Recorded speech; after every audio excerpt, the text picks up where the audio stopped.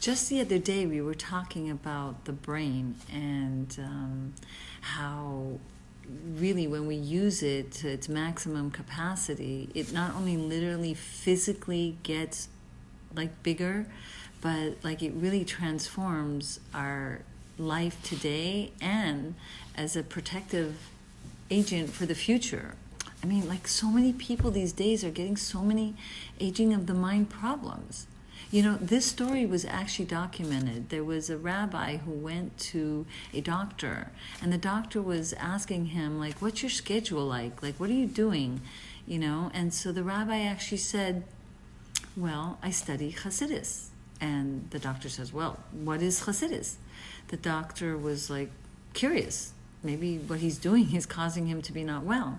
So the rabbi said, Hasidus is training your heart to listen to your mind. And the doctor said, no wonder you're sick. I mean, that's impossible. There's a vast,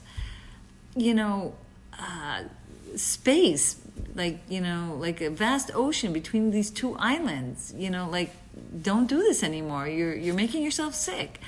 But the rabbi said, no, the brain has the capacity to do this type of training.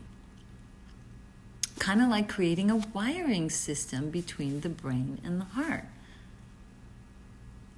So, the research that I mentioned before by Dr. Sarah Lazar, she actually said the same thing, that the brain and the heart have a capacity to do what's called, like kind of building a bridge or like a wiring system between the heart and the mind. And this is what the rabbi said, I don't know, 100 years ago. And science is showing it. If you look at the word hidbonenu, which comes from the word bina, the more you use your wisdom, the more it builds, boneh, a unity between mind and heart, so that our mind can overcome our heart's desires and sholet it and really control it. I cannot understate this. This day and age, like so many people are just like on their phones and all these games, and like they're really not using their mind. And that's why I really believe there's just a higher incidence. I mean, there's all this other reasons. I'm not saying it's the only reason, but we can be proactive and really sharpen our mind and prevent ourselves from what I coined up like a mushy mind syndrome. Because the weaker your mind gets, the mushier, your mind is, and then the more the heart and its desires and its negative, emotions flare. So,